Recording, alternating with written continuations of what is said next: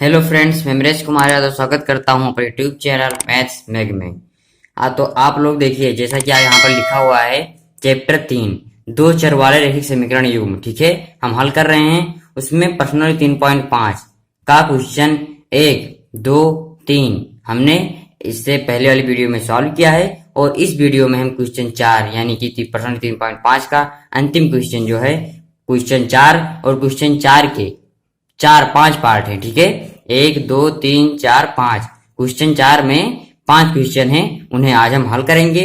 और आपको वीडियो शुरू करने से पहले बता दें कि ये क्वेश्चन बहुत इंपॉर्टेंट हैं, तो आप लोग इन्हें पूरा देखिएगा इस वीडियो को। और अगर एक बार भी नहीं समझ में आता है तो दोबारा इसको रिवर्स करके देखिएगा। ठीक है, तो चलिए हम देख लेते हैं क्वेश्चन 4 क्या है।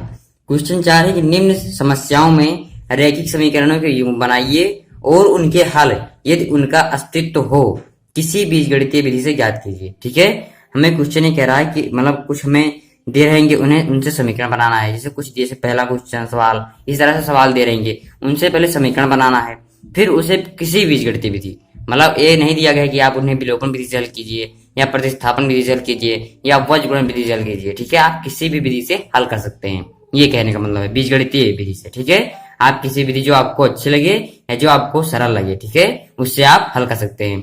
तो चलिए चौथे का पहला क्वेश्चन सॉल्व करते हैं। तो पहला है, एक छात्रावास के मासिक व्यय का एक भाग एक नियत है तथा शेष इस पर निर्भर करता है कि छात्र ने कितने दिन भोजन लिया है। जब एक विद्यार्थी ए को जो 20 दिन भोजन करता है, रुपए 1000 छात्रावास के व्यय के लिए अदा करने पड़ते हैं, जबकि एक विद्यार्थी बी को जो 26 दिन भोजन करता है, छात्रावास के व्यय के लिए रुपए 1180 अदा करने पड़ते हैं। तो नियत व्यय और पर दिन के भोजन की मूल्य ज्ञात कीजिए। ये हमारा क्वेश्चन पहला है। देखिए, आप पहले क्वेश्चन को समझ लीजिए फिर सॉल्व कीजिए। क्वेश्चन कह रहा है कि देखिए, जैसे आप लोग देखते हैं कि कोई हॉस्टल में रहने आता है, ठीक है, कोई आप लोग ही कहीं जाते हैं, तो उसी तरह से क्वेश्चन में कह रहा है कि मासिक व्यय का नियत। तो आप जैसे 1 महीने के लिए रूम का फिक्स किराया होता है, ठीक है, छात्रावास यानी कि छात्र के रहने का आवास, वहां पर 1 महीने का फिक्स किराया होता है कि हाँ 2000, 2500 या इतना, मतलब कुछ भी रहेगा कि हाँ इतना देना पड़ेगा आपको। ठीक है, और उसके अलावा देखिए, कोई विद्यार्थी ए है जो 20 दिन भोजन करता है और आप उसके अलावा अगर इसे, वो तो फिक्स है मतलब मासिक व्यय, लेकिन अगर आप भोजन पर दिन करते हैं तो एक दिन भोजन के लिए कुछ रुपए होगा। ठीक है, दूसरे दिन तो वो कह रहा है कि 20 दिन भोजन करता है और 1000 रुपए देने पड़ते हैं। ठीक है, और इसी 1000 में क्या है, मासिक व्यय भी है और भोजन का पैसा भी है। ठीक है, और देखिए फिर एक विद्यार्थी बी है, वो 26 दिन भोजन करता है और रुपए 1180 अदा करता है। ठीक है, तो यही सब हमें क्वेश्चन में है और हमें क्या कहता है, नियत व्यय और पर दिन के भोजन के मूल्य ज्ञात कीजिए। तो हम क्या लिख देंगे, देखिए हम इन्हें लिख देंगे माना छात्रावास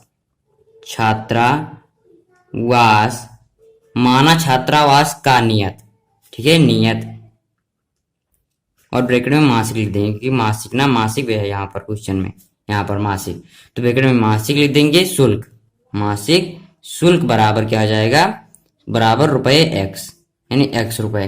ठीक है, अब हम क्या लिख देंगे, नियत और पर दिन के भोजन का, हमें तो दो निकालना है ना, नियत व्यय और पर दिन के भोजन का मूल्य, तो हम लिख देंगे प्रतिदिन के भोजन का शुल्क। ठीक है, भोजन का शुल्क, इसे हम क्या मान लेंगे, इसे हम मान लेंगे रुपए y, इस तरह से। ठीक है, अब हम क्या करेंगे, पहले लिख देंगे छात्र, 2 छात्र हैं तो पहले लिख देंगे छात्र ए के लिए, क्या, छात्र ए के लिए। ठीक है, अब छात्र ये क्या है, छात्र ए 20 दिन भोजन करता है और देखिए पहले x तो नियत है तो इसे x लिख देंगे, और पर दिन यानी एक दिन का y रुपए है, तो 20 दिन भोजन किया तो क्या जाएगा 20y, और कितने रुपए अदा करने पड़ते हैं छात्र ए को, 1000 रुपए। ठीक है, तो ये क्या हो जाएगा, हमारा समीकरण नंबर फर्स्ट हो जाएगा इस तरह से। अब हम क्या लिख देंगे, छात्र बी के लिए,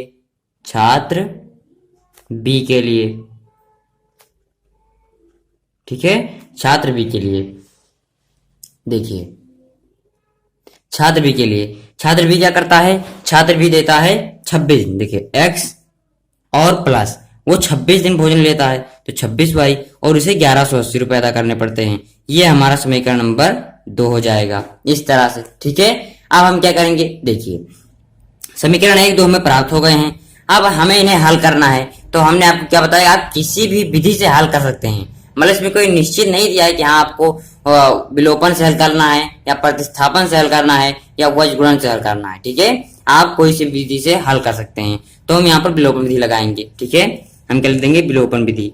हम लिख देंगे समीकरण 2 में से समीकरण 1 को घटाने पर, समीकरण 1 को घटाने पर, अब समीकरण 2 हमारा क्या है, x प्लस 26y बराबर 1180, और समीकरण 1 क्या है, x प्लस 20y बराबर 1000, इस तरह से। ठीक है, अब घटाने पर, चूंकि हमने आपको पहले ही बताया कि घटाने पर चिन्ह बदल जाते हैं, तो यहाँ पर क्या हो जाएगा, प्लस है माइनस, और यहाँ पर भी प्लस है माइनस, यहाँ पर भी प्लस है माइनस, इस तरह से एक्स एक्स कैंसिल आउट हो जाएगा, और 26 में से 20 जाएगा तो क्या बच जाएगा, 6y, और 1180 में से जो 1000 घटाएंगे तो क्या बच जाएगा, 180। तो y बराबर क्या हो जाएगा, y बराबर हो जाएगा 180 बटे 6, और काट देंगे तो 6 3 18 की 30, यानी y बराबर हमारा 30 आ जाएगा। अब हम क्या करेंगे, यहाँ पर देख लीजिए, हम लिख देंगे y का मान निकला है। अब अगर y का मान आप समीकरण 1 में रख दीजिए चाहे 2 में रख दीजिए, दोनों से x का मान निकल आएगा। तो हम चलिए समीकरण 1 में रखते हैं, y का मान समीकरण 1 में रखने पर, y का मान समीकरण 1 में रखने पर, अब देखिए समीकरण 1 क्या है, x प्लस 20y बराबर 1000, ये है, और y का मान हमारा 30 निकला है, तो y के स्थान पर 30 रख देंगे, तो x प्लस 20 गुणा 30 बराबर 1000, इस तरह से। तो x प्लस 20 और गुणा 30 तो क्या हो जाएगा, 600 बराबर 1000।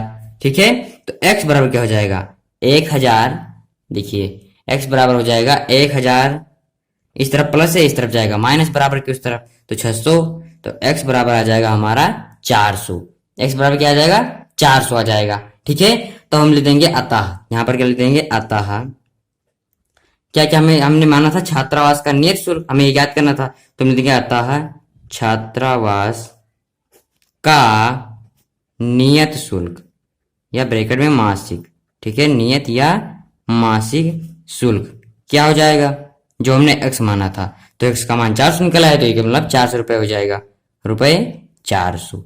ठीक है, ये क्या हो जाएगा, ये हो जाएगा छात्रावास का नियत शुल्क। अब देखिए, और हमने प्रतिदिन के भोजन का शुल्क y माना था, तो हम देंगे प्रतिदिन, हमें क्वेश्चन में 2 ही चीज याद करना था कि नियत व्यय और प्रतिदिन के भोजन का व्यय, तो प्रतिदिन के भोजन का शुल्क जो हमने y माना था, क्या हो जाएगा, 30 रुपए। ठीक है, मतलब 30 रुपए अगर आप प्रतिदिन भोजन करेंगे तो एक दिन का 30 रुपए लगेगा, और 400 रुपए उस का मासिक व्यय हो जाएगा। ठीक है, इस तरह से नियत व्यय हो जाएगा। तो आई होप आपको क्वेश्चन पहला समझ में आ गया होगा। ठीक है, क्वेश्चन फर्स्ट अच्छे समझ में आ गया होगा। अब चलिए हम क्वेश्चन सेकंड देखते हैं। अब देखिए क्वेश्चन दूसरा है। ठीक है, एक भिन्न 1/3 हो जाती है जब उसके अंश में से 1 घटाया जाता है, और वह 1/4 हो जाती है जब उसके हर में 8 जोड़ दिया जाता है, तब वह भिन्न ज्ञात कीजिए। देखिए, जैसा कि मैं आपको बार बार बता रहा हूं कि ये क्वेश्चन बहुत इंपॉर्टेंट है। ठीक है, इस पूरी वीडियो में जो हम क्वेश्चन बताएंगे ये सब इंपॉर्टेंट है, लेकिन ये सबसे ज्यादा इंपॉर्टेंट है, भिन्न वाला। ठीक है, तो आप लोग, हम बताएंगे, आप लोग अच्छे से समझिए। ठीक है, आप लोग, और अगर समझ में एक बार नहीं आता है तो वीडियो को दोबारा देखिए, हम डेफिनेटली कह सकते हैं कि आपको अच्छी समझ में आ जाएगा। ठीक है, आप देखिए हम क्या कर देंगे, इसमें भिन्न ज्ञात करना है, तो हम पहले मान लेंगे, क्या मान लेंगे, माना भिन्न का अंश क्या हो जाएगा, x, भिन्न का अंश x मान लेंगे, हर क्या मान लेंगे, तथा भिन्न का हर, तो हर क्या हो जाएगा, हर हो जाएगा y। तो जब अंश x से हर y है तब भिन्न क्या हो जाएगी, तब भिन्न बराबर हमारी हो जाएगी x बटे y, क्योंकि भिन्न क्या होता है, अंश बटे हर, तो भिन्न x बटे y हो जाएगी। इतना बात समझ में आया। अब क्या है, अब कंडीशन जो दी है उसे लिख देंगे। ठीक है, प्रश्नानुसार, क्या प्रश्नानुसार लिख देंगे प्रश्नानुसार। प्रश्न क्या कह रहा है कि 1/3 हो जाती है एक भिन्न जब उसके अंश में से एक घटाया जाता है। तो अंश क्या है x, उसमें एक घटा दीजिए। और जब उसने अंश की बात की है तो हर को हमें छूना नहीं है, हर को वैसे ही रहना है y सिर्फ। तो भिन्न क्या हो जाएगी 1/3, ये हो गया। ठीक है, अब हम क्या करेंगे क्रॉस मल्टीप्लाई। क्या क्रॉस मल्टीप्लाई, तो क्रॉस मल्टीप्लाई करेंगे तो क्या हो जाएगा 3 का ब्रैकेट x - 1 तिरछा गुणा बराबर y। अब इसे सॉल्व करेंगे 3 का x में तो 3x और 3 का 1 में -3 बराबर y। इस तरह से तो हम y को इस तरफ लाएंगे तो 3x इस तरफ प्लस है, इस तरफ आएगा माइनस, तो 3x - y बराबर इस तरफ माइनस है और बराबर की उस तरफ जाएगा प्लस हो जाएगा, यानी कि 3। ये हमारा समीकरण नंबर फर्स्ट हो जाएगा, यानी समीकरण 1 हो जाएगा इस तरह से। अब दूसरा कंडीशन क्या था कि जब उसके हर में 8 जोड़ दिया जाता है तो भिन्न क्या होती है 1/4 हो जाती है। तो हम क्या लिख देंगे, हम उसके हर में जोड़ देंगे। ठीक है, देखिए x और हमें अब देखिए हर की बात हो रही है तो हमें अंश को छूना नहीं है। ठीक है, x और हर में क्या जोड़ दिया 8 जोड़ जाता है तो भिन्न क्या बन जाती है 1/4 बन जाती। इसका भी क्रॉस मल्टीप्लाई कर देंगे। ठीक है, तो 4 का x में 4x बराबर y + 8 का 1 में तो y + 8 हो जाएगा। इस तरह से इतनी बात समझ में आई। तो 4x और y को इस तरफ लाएंगे तो -y, इस तरफ प्लस था तो इस तरफ जाएगा माइनस बराबर 8। ये हमारा समीकरण नंबर 2 हो जाएगा। ठीक है, समीकरण 1 क्या है 3x - y बराबर 3 और 2 क्या है 4x - y बराबर 8। अब हमें दोनों समीकरण प्राप्त हो गए हैं, अब हमें इन्हें हल करना है। तो आपको हमने पहले ही बताया है कि आप किसी भी विधि से हल कर सकते हैं। ठीक है, चाहे प्रतिस्थापन विधि से हल करें, ठीक है, और चाहे प्रतिस्थापन, चाहे विलोपन, चाहे बहिष्करण। तो हम लिख देंगे यहाँ पर, हम यहाँ पर विलोपन विधि से हल करेंगे। ठीक है, तो हम क्या लिख देंगे समीकरण 2 में से एक घटा दीजिए। तो हम क्या लिख देंगे समीकरण 2 में से एक को घटाने पर, समीकरण 2 में से समीकरण 1 को घटाने पर इतना बार लिखें। ठीक है, अब देखिए समीकरण 2 क्या है, जो है वही लिख देंगे। समीकरण 2 हमारा है कि 4x - y बराबर 8 और एक क्या है 3x - y बराबर 3। अब घटाने पर चिन्ह बदल जाते हैं, आपने पहले पढ़ा है। तो यहाँ पर प्लस है तो माइनस, माइनस है तो प्लस और यहाँ प्लस है तो माइनस। अब y कैंसिल आउट हो जाएगा, 4x में से 3x जाएगा तो x बच जाएगा और 8 में से 3 जाएगा तो 5 बच जाएगा। ठीक है, यानी x का मान 5 निकल आया यहाँ से। अब हम क्या कर देंगे, x का मान चाहे आप समीकरण 1 में लिख दीजिए चाहे 2 में लिख दीजिए, वहां से y का मान निकल आएगा। हम लिख देंगे x का मान समीकरण 1 में रखने पर। ठीक है, पहले 1 में लिखते हैं, 1 में रखने पर आप चाहे 2 में भी लिख सकते हैं, दोनों से निकल आएगा मान। अब देखिए एक क्या है 3x - y बराबर 3 और x का मान 5 लिख देंगे तो 3 गुणा 5 - y बराबर 3, तो 5 3 15 -y बराबर 3 हो जाएगा। तो y बराबर क्या हो जाएगा -y बराबर 3। अचर को अचर की साइड में ले जाएंगे तो इस तरफ +15 है, इस तरफ जाएगा -15, तो क्या जाएगा -15। तो -y बराबर 3 में से 3 - 15 होगा तो क्या जाएगा -12, माइनस कैंसिल, y बराबर 12। तो आप देख रहे हैं x बराबर 5 और y बराबर 12 हमने निकाल लिया है। तो हम क्या लिख देंगे अतः भिन्न क्या हो जाएगी वह भिन्न, अतः वह भिन्न। हमें भिन्न याद करना था सवाल में, तो भिन्न क्या थी x/y, तो x का मान 5 निकाला है और y का मान 12, तो हमें भिन्न क्या प्राप्त होगी 5/12। ठीक है, तो वह भिन्न हो जाएगी 5/12। ठीक है, तो आई होप आपको ये क्वेश्चन भी समझ में आ गया होगा। अगर समझ में आ रहा है तो देखिए, अगर क्वेश्चन समझ में आ रहा है और कोई परेशानी नहीं हो रही है, ठीक है, तो वीडियो को तुरंत लाइक कर दीजिए। देखिए हम आप लोगों की तरह मेहनत करते हैं, और शेयर कर दीजिए वीडियो को। ठीक है, अब चलिए हम तीसरा क्वेश्चन देख लेते हैं। अब देखिए क्वेश्चन तीसरा है कि यश ने एक परीक्षा में 40 अंक अर्जित किए जब उसे प्रत्येक सही उत्तर पर 3 अंक मिले तथा गलत उत्तर पर 1 अंक की कटौती की गई। यदि उसे सही उत्तर पर 4 अंक मिलते तथा गलत उत्तर पर 2 अंक कटते तो यश 50 अंक अर्जित करता। परीक्षा में कुल कितने प्रश्न थे? ठीक है, ये हमारा क्वेश्चन तीसरा हो जाएगा। अब देखिए इसे सॉल्व कैसे करना है। यश कोई लड़का है, ठीक है, उसने एक एग्जाम दिया, परीक्षा दी, उसमें उसने 40 अंक अर्जित किए। कब अर्जित किए? जब उसे माइनस मार्किंग पेपर था। ठीक है, क्या था? Minus marking. आप सुनते होंगे माइनस मार्किंग, वही था कि सही उत्तर पर, जैसे आपने 40 अंक अर्जित किया कब, जब सही उत्तर पर 3 अंक मिले तथा गलत उत्तर पर 1 अंक की कटौती की गई, ठीक है। और जब उसे 50 अंक तब मिले जब उसे 4 अंक सही उत्तर पर और 2 अंक गलत उत्तर पर कट गए। 4 अंक सही उत्तर पर मिले लेकिन 2 अंक गलत उत्तर पर कट गए, तब वो 50 अंक अर्जित करता है। तो परीक्षा में कुल कितने क्वेश्चन थे, प्रश्न थे, यही पूछ रहा है, ठीक है। तो हम मान लेंगे, माना उसने कुल सही उत्तर कितने किए, तो माना सही उत्तरों की संख्या, माना सही उत्तरों की संख्या x, ठीक है, तथा गलत उत्तरों की संख्या, गलत उत्तरों की संख्या बराबर y।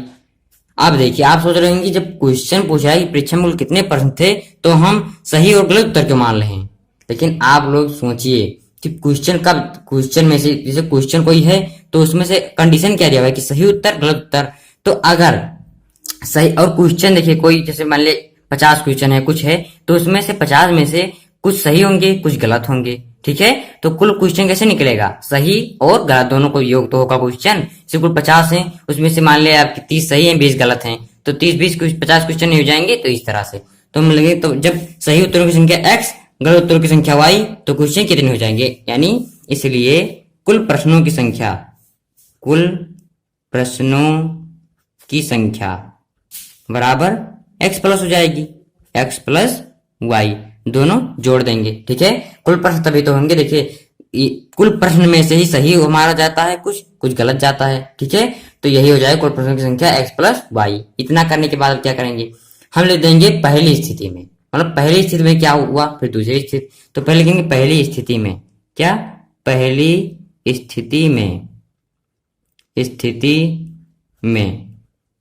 स्थिति में क्या हुआ कि जब उसे सही उत्तर पर 3 अंक मिले तथा गलत उत्तर पर 1 अंक की कटौती की गई तो उसे 40 अंक अर्जित किए। तो क्या कर देंगे हम, देखिए हमने क्या माना है, सही उत्तरों की संख्या x, और उसे 3 अंक, सही उत्तर पर 3 अंक मिले तो क्या हो जाएगा 3x, और गलत उत्तर पर 1 अंक की कटौती की गई। तो देखिए -y बराबर 40। अब आप लोग सोच रहे हो माइनस क्यों लगा, आप लोग जान लीजिए काटे गए अंक, यहाँ पर जो कट गया है अंक उसके लिए माइनस का प्रयोग होगा। क्यों होगा, क्योंकि देखिए सही उत्तर इतना था और उस पर 1 अंक, जैसे कोई देखिए, जैसे आप ऐसा माइनस मार्किंग में सुनते हैं कि अगर आपने ऐसा इतना क्वेश्चन था और इतना सवाल किया, ठीक है, इसमें से इतना सही है, ठीक है। अब पहली स्थिति में क्या गया, 3x माइनस y बराबर 40। अब लिखेंगे दूसरी स्थिति में दूसरी स्थिति में क्या है कि यदि उसे सही उत्तर पर 4 अंक मिलते तथा गलत उत्तर पर 2 अंक कटते तो यह 50 अंक अर्जित करता। इसका मतलब सही उत्तर पर 4 अंक मिलते तो सही उत्तरों की संख्या हमने x माना है तो क्या मान लेंगे 4x, और माइनस और 2 अंक कटते तो 2y बराबर, और कितने अंक मिले 50, ठीक है। ये हमारा समीकरण 1 हो जाएगा और ये हमारा समीकरण नंबर 2 हो जाएगा। अब हमें इन्हें हल करना है, ठीक है। आप चाहे किसी विधि से हल कर सकते हैं, चाहे विलोपन से, चाहे प्रतिस्थापन से, चाहे बीजगणित विधि से, ठीक है। तो हम यहाँ पर इन्हें विलोपन विधि से हल करेंगे, ठीक है। अब देखिए विलोपन विधि से हल करने से पहले हमने आपको बताया है कि दोनों में एक मतलब चर बराबर होना चाहिए। देखिए यहाँ पर 2y है, यहाँ पर सिर्फ y है, तो अगर हम समीकरण 1 में 2 से गुणा कर दें तो ये भी 2y हो जाएगा और घटाने पर चिन्ह बदल जाएगा और कट जाएगा। तो हम क्या लिख देंगे, हम लिख देंगे समीकरण 1 गुणे 2 माइनस समीकरण 2। इस तरह से आप इतना ही लिख दीजिए, इतना बहुत है। क्या लिख देंगे, समीकरण 1 गुणा 2 माइनस समीकरण 2। इसका मतलब हो जाएगा कि समीकरण 1 को 2 से गुणा करके समीकरण 2 में से घटाने पर, ठीक है। अब देखिए क्या हो जाएगा, समीकरण 1 को 2 से गुणा करेंगे तो 3 दूनी 6x हो जाएगा यहाँ पर, माइनस 2y, और 40 दूनी 80 हो जाएगा, ठीक है। और दूसरा क्या है 4x माइनस 2y बराबर 50, और घटाने पर चिन्ह बदल जाते हैं, मैंने पहले ही बताया है। तो यहाँ पर प्लस है माइनस, माइनस है प्लस, माइनस से प्लस, और यहाँ प्लस से माइनस। अब 2y से 2y कैंसिल आउट हो जाएगा, 6 में से 4x जाएगा तो 2x बच जाएगा, और यहाँ पर 80 में से जब 50 जाएगा तो क्या बच जाएगा, 30 बच जाएगा। तो 2x बराबर 30, तो x बराबर क्या हो जाएगा, यहाँ से अगर x का मान निकालें तो x का मान हो जाएगा 30/2, और इसे काट देंगे तो 15, ठीक है। यानी x बराबर 15 निकल आएगा। अब अगर हम x का मान x का मान समीकरण 1 में रख देने पर, ठीक है, समीकरण 1 में रखने पर, 1 में रखने पर समीकरण 1 क्या है, 3x माइनस वाई बराबर 40, ठीक है। तो 3 और x का मान 15 है, उसे रख देंगे, माइनस वाई बराबर 40, तो 15 तियां 45 माइनस वाई बराबर 40, तो माइनस वाई बराबर क्या हो जाएगा 40, और इस तरफ जाएगा तो माइनस 45, तो माइनस वाई बराबर माइनस 5 हो जाएगा, माइनस माइनस कैंसिल, तो वाई बराबर हमारा 5 हो जाएगा, और x बराबर 15 है। तो हम क्या लिख देंगे, देखिए अब हम लिख देंगे यहां पर, देखिए हम लिख देंगे अतः, हमें जो निकालना था, अतः कुल प्रश्नों की संख्या, क्या, कुल प्रश्नों की संख्या क्या हो जाएगी, कुल प्रश्नों की संख्या क्या हो जाएगी, x प्लस वाई थी, तो x क्या है 15 और y क्या है 5, तो 15 5 जोड़ देंगे तो 20, ठीक है। इसका मतलब कुल 20 क्वेश्चन थे, ठीक है, उस परीक्षा में कुल 20 प्रश्न थे, ठीक है। तो आई होप आपको तीसरा क्वेश्चन समझ में आ गया होगा, ठीक है, बहुत अच्छे तरीके से। अब देखिए क्वेश्चन 4 है, क्या है, एक राजमार्ग पर दो स्थान ए और बी 100 किलोमीटर की दूरी पर हैं। एक कार ए से तथा दूसरी कार बी से एक ही समय चलना प्रारंभ करती हैं। यदि ये कारें भिन्न भिन्न चालों से एक ही दिशा में चलती हैं तो वे 5 घंटे पश्चात मिलती हैं। यदि वे एक दूसरे की ओर चलती हैं तो 1 घंटे के बाद मिलती हैं। दोनों कारों की चाल ज्ञात कीजिए। ये हमारा क्वेश्चन 4 है, ठीक है। अब हम क्या करेंगे, इन्हें हम देखिए, हमें दोनों कारों की चाल ज्ञात करना है, तो हम देंगे माना कार फर्स्ट की चाल, दोनों कारों की चाल करें तो पहले कार फर्स्ट की चाल मान लेंगे x किलोमीटर प्रति घंटा, पहले कार की चाल, और कार सेकंड की चाल क्या हो जाएगी, y मान लेंगे, y किलोमीटर प्रति घंटा, इस तरह से, ठीक है। अब क्या करेंगे, देखिए दो स्थिति यहां पर है, इसी तरह से जैसे तीसरे में किए थे, क्या लेंगे, पहली स्थिति में। अब पहली स्थिति में क्या हो जाएगा, देखिए एक राजमार्ग पर दो स्थान ए और बी 100 किलोमीटर पर हैं, तो दोनों मतलब ए और 100 किलोमीटर पर हैं, दोनों के बीच की दूरी 100 किलोमीटर है, ये आप जानते हैं, ठीक है। और ए से बी की और एक कार ए से तथा दूसरी कार बी से चलना प्रारंभ करती है। यदि ये कारें भिन्न भिन्न चालों से, अब यही देख लीजिए, चाल भी भिन्न है और एक ही दिशा में चलती हैं, तो आप लोग एक बात जान लीजिए कि अगर एक ही दिशा में, ठीक है, या ऐसा कहें कि एक ही दिशा में, पहले जैसे ए और बी, एक कार ए से चलती है, एक कार बी से, और सी तक जाना है, तो ए भी इसी दिशा में जा रही है और ये भी इसी दिशा में, मतलब एक ही दिशा में जा रहे हैं, तो दोनों का चाल घट जाएगा। और अगर देखिए एक ही दिशा में जा रहे हैं और अगर विपरीत दिशा में, जैसे एक कार इस तरफ से आ रही है, एक कार इस तरफ से आ रही है, तो वहां पर क्या हो जाएगा, वहां पर घट जाएगा, आगे दूसरी स्थिति में ही होगा, ठीक है, वहां पर क्या हो जाएगा, जुड़ जाएगा। और अगर एक ही दिशा में जा रही है तो घट जाएगा। तो पहली स्थिति में क्या हो जाएगा, पहली स्थिति में क्या है कि देख, और यहां पर एक बात और जान लीजिए, दूरी क्या है 100 किलोमीटर, तो क्या होता है, देखिए दूरी बराबर क्या होता है, दूरी बराबर होता है चाल गुणा समय, ये तो आप जानते ही हैं, दूरी बराबर चाल गुणा समय।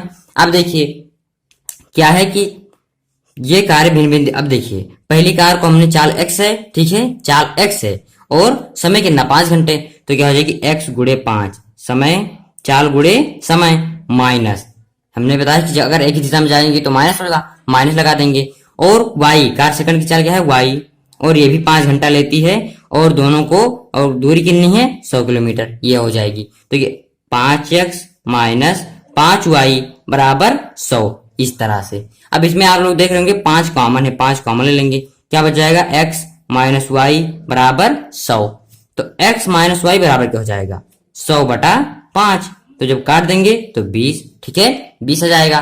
तो देखिए 20 जब आ गया तो यहाँ पर क्या हो जाएगा, देखिए हो जाएगा x माइनस वाई बराबर 20, समीकरण नंबर फर्स्ट, इस तरह से। अब हम क्या लिखेंगे, दूसरी स्थिति में,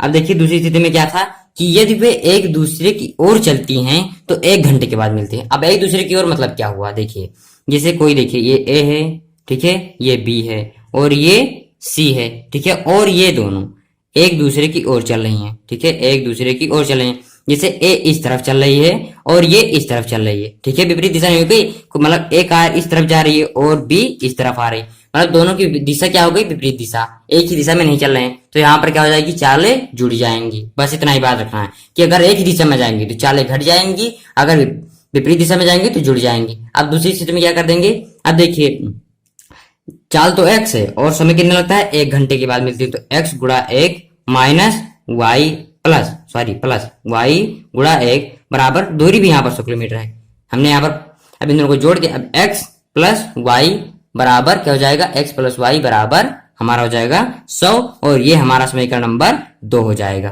ठीक है, तो हमने समीकरण 1 और 2 बना दिया है। अब क्या करना है, अब इन्हें हमें विलोपन विधि से या प्रतिस्थापन विधि से या वज्रगुणन विधि से किसी विधि से हल करना है। तो हम यहाँ पर चलिए इन्हें विलोपन विधि से हल करते हैं। अब हम क्या लिख देंगे, x माइनस वाई बराबर 20 है, x प्लस वाई बराबर 100 है। अब हम लिख देंगे कि देखिए दोनों को हम विलोपन विधि से हल करेंगे, तो हम क्या लिख देंगे, समीकरण, अब देखिए दोनों में माइनस से प्लस है, इसका मतलब हम समीकरण को जोड़ देंगे, जोड़ना पड़ेगा, समीकरण 1 धन समीकरण 2, चाहे ऐसा लिख दीजिए चाहे लिख दीजिए समीकरण 1 व 2 को जोड़ने पर, इतना भी लिख देंगे, काम चल जाएगा। ठीक है, x माइनस वाई बराबर 20, ठीक है, और x प्लस वाई बराबर 100 है। अब y y कैंसिल हो जाएगा और x x 2x और 100 और 20 क्या हो जाएगा, 120, 120 120, तो x बराबर क्या हो जाएगा, 120 बटे 2 काट देंगे तो x बराबर हमारा 60 हो जाएगा। x अब 60 निकल आया, अब y का मान निकालना है, तो x का मान अगर 1 में रख देंगे चाहे 2 में रख देंगे तो y का मान निकल आएगा। अब हम क्या लिख देंगे, x का मान समीकरण 1 में रखने पर अब समीकरण 1 में रख देंगे, समीकरण 1 क्या है, x माइनस वाई बराबर 20, तो x का मान 60 निकला है, 60 माइनस वाई बराबर 20, तो माइनस वाई बराबर क्या हो जाएगा, 20, इस तरफ प्लस था इस तरफ जाएगा माइनस, तो 20 माइनस 60 यानी कि माइनस वाई बराबर minus 40, minus minus cancel, y बराबर 40 आ गया, x बराबर 60 y बराबर 40। तो हम लिख क्या देंगे, यहाँ पर हम लिख देंगे अतः, दोनों निकल आया है, अतः कार फर्स्ट की चाल बराबर, जो हमने x माना था तो 60 किलोमीटर प्रति घंटा, और कार सेकंड की चाल क्या हो जाएगी, 40 किलोमीटर प्रति घंटा हो जाएगी। इतनी बात समझ में आई। ठीक है, तो ये था क्वेश्चन चौथा, और ये हमें आशा करते हैं आपको बहुत समझ में आ गया होगा। ठीक है, और देखिए इसमें कुछ करना नहीं था, और आपको मैं बार बार बता दूं ये पूरा इस वीडियो में जितने क्वेश्चन बहुत इंपॉर्टेंट है। ठीक है, तो आप लोग इसे अच्छे से समझ के, ठीक है, इसे नोट्स में लिखिएगा, और हम आपको बता दें कि नोट्स आप बनाते रहिए। ठीक है, बिना नोट्स के सिर्फ वीडियो देखने से काम नहीं चलेगा, नोट्स बनाते रहिए। ठीक है, अब चलिए क्वेश्चन 5वां सॉल्व करते हैं।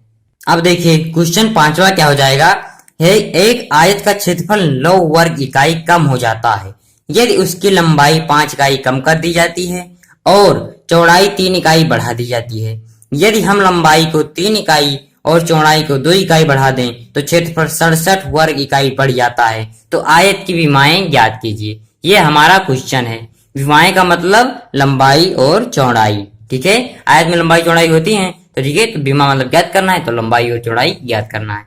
ठीक है, तो हम मान लेंगे, क्या है, मान लेंगे, माना आयत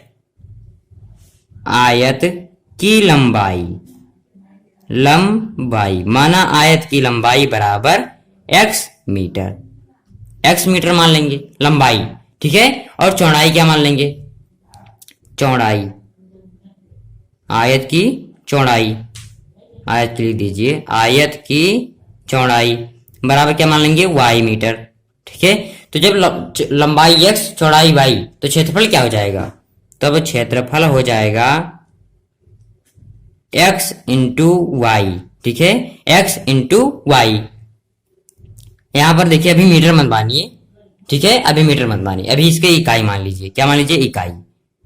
जब उत्तर आ जाएगा तो मीटर मान लीजिएगा, वरना गड़बड़ हो जाएगा। ठीक है, आप इसे इकाई मान लीजिए, इकाई, x इकाई और ये y इकाई, तो क्या आ जाएगा, x y वर्ग इकाई। क्षेत्रफल क्या आ जाएगा, x y वर्ग इकाई। इतना करने के बाद अब क्या करेंगे, अब इसमें भी दो स्थितियां हैं, क्या, दो कंडीशन हैं। हम लिख देंगे पहली स्थिति में, पहली स्थिति में, पहली स्थिति में क्या है कि एक आयत का क्षेत्रफल 9 वर्ग इकाई कम हो जाता है जब यदि उसकी लंबाई 5 इकाई कम कर दी जाती है और चौड़ाई 3 इकाई बढ़ा दी जाती है। तो आप लोगों को यही समीकरण बनाना ही सबसे कठिन है, जान लीजिए। सवाल में समीकरण बन गया तो हल ही हो जाएगा। समीकरण बनाने में ही सबसे ज्यादा मेहनत लगती है, ठीक है, और दिमाग लगता है। देखिए क्या है, एक आयत का क्षेत्रफल 9 वर्ग इकाई कम हो जाता है। कब हो जाता है? जब उसकी लंबाई 5 इकाई कम कर दी जाती है। देखिए पहले मान लिया कुछ क्षेत्रफल था और अब क्या करेंगे, इसमें से लंबाई हम क्या कर देंगे, 5 कम कर देंगे, इंटू चौड़ाई क्या कर देंगे, 3 बढ़ा देंगे, और जब आ जाएगा तो 9 आ जाएगा। इतनी बात में क्यों, पहले कोई क्षेत्रफल था, ठीक है, और उसमें से जब लंबाई मैंने 5 घटा दिया, चौड़ाई 3 बढ़ा दिया, ठीक है, तब आया क्षेत्रफल, तो 9 वर्ग कम हो जाता है। मतलब पहले इतना था और जब इसमें कुछ परिवर्तन करके करेंगे तो 9 कम हो जाएगा। इसका मतलब इसमें से इसको घटा देंगे बराबर 9। अब क्या कर देंगे, एक्स वाई, और इसको हल कर लेंगे दोनों समीकरण, इन दोनों को ब्रैकेट को सॉल्व करेंगे। तो एक्स का वाई में तो एक्स वाई, ब्रैकेट लगा दीजिए, भी माइनस है, ठीक है, वरना गलत हो जाएगा। एक्स का वाई में एक्स वाई, और एक्स का 3 में तो प्लस 3x, एक्स 5 का वाई में तो माइनस 5y, और माइनस 5 का 3 में तो माइनस 15, ठीक है, बराबर 9। अब क्या कर देंगे, एक्स वाई, अब माइनस, अब ब्रैकेट खोल दीजिए, तो ब्रैकेट खोलने पर देखिए बाहर माइनस लगा है, अंदर के सारे चिन्ह बदल जाएंगे। तो यहाँ पर प्लस है तो माइनस एक्स वाई, यहाँ पर प्लस है माइनस 3x, यहाँ पर प्लस 5y, माइनस 5y तो प्लस 5y, यहाँ पर माइनस 15 है तो प्लस 15, ठीक है, बराबर 9। अब एक्स वाई से एक्स वाई कैंसिल आउट, ठीक है, क्या बचा, माइनस 3x प्लस 5y बराबर 9, और इस तरफ 15 प्लस में था, इस तरफ जाएगा तो माइनस 15, ठीक है। तो क्या जाएगा, यहां पर देख लीजिए, आ जाएगा माइनस 3x प्लस 5y बराबर माइनस 6, ठीक है।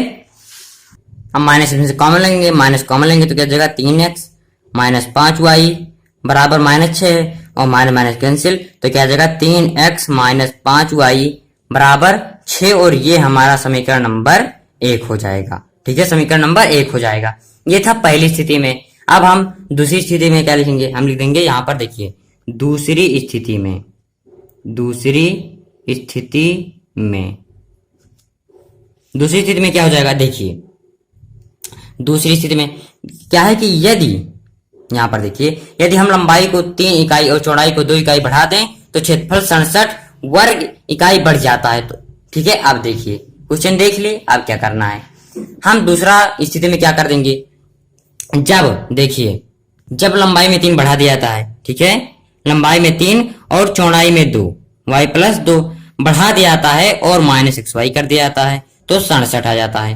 अब ये बात नहीं सुनना आ रही आपके, जब लंबाई में 3 और चौड़ाई में 2 बढ़ा दिया जाता है, और मतलब इसमें से ये बढ़ा हुआ है और ये पहले से था एक्स वाई, और बढ़े से जब पहले वाला घटा देंगे तो 67 वर्ग बढ़ जाता है। इतनी बात समझ में आई। देखिए ये जैसे कोई मान लीजिए यहाँ पर अगर होता कि 10 थे, ठीक है, और 10 है, और यहाँ पर क्या होता 15, ठीक है, तो 15 में से घटे तब तो 5 आता, ठीक है। तो यही है कि x प्लस 3 कि जब इसमें लंबाई में 3 बढ़ाए और चौड़ाई में 2 बढ़ाए तो क्षेत्रफल कुछ बड़ा हो गया, और पहले इतना था और अब बड़ा हो गया, तो बड़े में छोटा घटाएंगे तो 67 की वृद्धि होगी, तभी तो ये हो जाएगा। अब x प्लस 3 और y प्लस 2 सॉल्व करेंगे तो क्या हो जाएगा, एक्स वाई इसका, ठीक है, और x का जब 2 में तो प्लस 2x, और x का 3 में तो प्लस 3y, और x का 3 दूनी 6 माइनस एक्स वाई बराबर 67, ठीक है। अब एक्स वाई से एक्स वाई कैंसिल आउट, ठीक है, क्या बचा 2x प्लस 3y बराबर 67 माइनस 6, तो 2x प्लस 3y बराबर 61, ये हमारा समीकरण नंबर 2 हो जाएगा। क्या हो जाएगा, समीकरण नंबर 2। तो समीकरण 1 हमें प्राप्त हुआ 3x माइनस 5y बराबर 6, और समीकरण 2 क्या प्राप्त हुआ, 2x प्लस 3y बराबर 61। अब हमें इन्हें चाहे जिस विधि से, चाहे विलोपन विधि से, चाहे प्रतिस्थापन विधि से, चाहे वज्र गुणन विधि से हल करके इनका मान निकालना है। अब हम चलिए इन्हें विलोपन विधि से हल करते हैं। अब देखिए समीकरण 1 क्या है, 3x माइनस 5y बराबर 6 आ गया, और दूसरा 2x प्लस 3y बराबर 61। अब हमें इन्हें सॉल्व कैसे करना है, ठीक है। देखिए यहाँ पर 3x माइनस 5y बराबर 6 है, आप लोग जान लीजिए। देखिए यहाँ पर अगर ऐसा आ जाए कि मतलब उनको दोनों को बराबर कैसे करना है, ठीक है, एक को, तब देखिए यहाँ पर 5 यहाँ पर 3 है, तो आप सिंपली ये कीजिए कि समीकरण एक में समीकरण एक गुणा अब यहाँ पर 5 है और यहाँ पर 3, तो इसे 3 से कर दीजिए प्लस समीकरण 2 गुणा 5। इतनी बात समझ में आई कि समीकरण एक में 3 से मतलब समीकरण एक में 3 से कर दीजिए, समीकरण 2 में 5 से कर दीजिए, तो ये बराबर आ जाएगा, ठीक है। अब समीकरण एक में 3 से गुणा करेंगे तो 3 त्रिका 9 माइनस और 3 पचे 15 बराबर 6 3 18 आ गया, ठीक है। अब हम समीकरण 2 को 5 से कर देंगे तो 5 दूनी 10 और 5 तिया 15 प्लस 15y बराबर 61 पंचे 305, ठीक है, ये आ गया। अब देखिए हम इन्हें जोड़ने पर चिन्ह नहीं बदलता, ये हमने आपको पहले ही बताया है, ठीक है। अब 15 से 15 कैंसिल आउट, 9x और 10x क्या हो जाएगा 19x हो जाएगा, और जब इन्हें जोड़ देंगे 18 और 305 को तो आ जाएगा 323 आ जाएगा। तो x बराबर क्या हो जाएगा 323 बटा 19, 323 बटा 19, और जब 19 से इसको भाग देंगे यानी काटेंगे तो 17 आ जाएगा। x बराबर हमारा क्या आ जाएगा 17 आ जाएगा। अब देखिए x का मान आप चाहे समीकरण एक में रख दीजिए चाहे 2 में रख दीजिए, y का मान निकल आएगा। यहां पर देख लीजिए हम क्या लिख देंगे, x का मान समीकरण चलिए हम एक में रख देते हैं, एक में रखने पर x का मान समीकरण एक में रखने पर, अब समीकरण एक हमारा क्या है 3x माइनस 5y बराबर 6, 3x माइनस 5y बराबर 6 है। अब x के स्थान पर हम 17 रखेंगे तो 3 गुणा 17 माइनस 5y बराबर 6, ठीक है। तो 17 तिया क्या होता है 51, क्या 51 माइनस 5y बराबर 6। अब देखिए ये क्या है अचर, और अचर को अचर के साइड में ले जाएंगे तो क्या जाएगा माइनस 5y बराबर 6, इस तरफ प्लस था तो इस तरफ जाएगा तो माइनस 6 माइनस 51, तो माइनस 5y बराबर 6 में से 51 हटाएंगे माइनस 45, क्या माइनस 45, माइनस माइनस कैंसिल तो y बराबर 45 बटा 5, 45 बटा 5, 5 से काट देंगे 5 9 45, y बराबर 9, तो हमें x बराबर 17 और y बराबर 9 प्राप्त हो गया, ठीक है। अब हमें देखिए हमें क्या ज्ञात करना था, आयत की विमाएं मैंने आपको बताया कि विमाएं मतलब लंबाई और चौड़ाई, तो हम लिख देंगे सिंपली कि अतः आयत की लंबाई जो हमने x मान रखा था, क्या x क्या हो जाएगी 17 मीटर, और आयत की चौड़ाई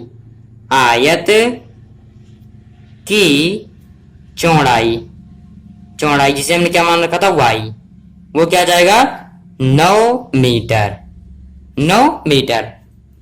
तो आयत की लंबाई 17 और आयत की चौड़ाई 9 मीटर, ये हमारा 5वां सवाल यहीं पर सॉल्व हो गया, ठीक है। तो आई होप आपको क्वेश्चन बहुत अच्छे समझ में आ गया होगा।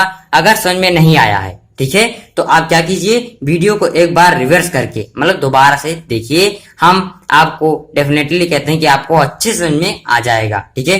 तो ये क्वेश्चन आप लोगों को जैसे मैंने बताया कि नोट्स बना लीजिए और उसमें इन 5 क्वेश्चन और आगे जो हमने बताया उन सबको नोट्स आप बनाते रहिए, ठीक है। और आप जान लीजिए ये 5 क्वेश्चन बहुत इंपॉर्टेंट है, तो आप लोग अब नोट बना के लिख दीजिए और इन्हें बार बार मतलब सॉल्व करते रहिएगा, ठीक है। मतलब नहीं कि एक बार सॉल्व कर दिए फिर चलिए 2 महीना बाद फिर इसे रिवाइज करेंगे, आप लोग रिवाइज करते रहना इन 5 क्वेश्चनों को खास के, ठीक है, ये मोस्ट इंपॉर्टेंट है, ठीक है। और आपकी बोर्ड परीक्षा में अच्छे अंक दिला सकते हैं आपको, ठीक है, ये वीडियो, ठीक है। तो आप अगर ये पसंद आई हो, देखिए हम आप लोग कितना मेहनत करते हैं, ठीक है, तो आप लोग हमारा सपोर्ट कीजिए, ठीक है, जिससे हमारे मनोबल बढ़े कि हाँ आप लोगों के लिए हम और भी अच्छी वीडियो बनाएं और सब्जेक्ट की वीडियो बनाएं, ठीक है। तो आप लोग हमारा सपोर्ट कीजिए और अगर वीडियो पसंद आई हो तो इसे लाइक कीजिए, कमेंट कीजिए और शेयर कीजिए, ठीक है। और हमारे चैनल मैथ्स मैग को सब्सक्राइब कर लीजिए और बेल आइकन को प्रेस कर दीजिए, जिससे नेक्स्ट वीडियो की नोटिफिकेशन आप तक पहुंचती रहे। तो आज के लिए इतना ही, कल फिर मिलते हैं एक और धमाकेदार वीडियो के साथ। Thank you for watching this video.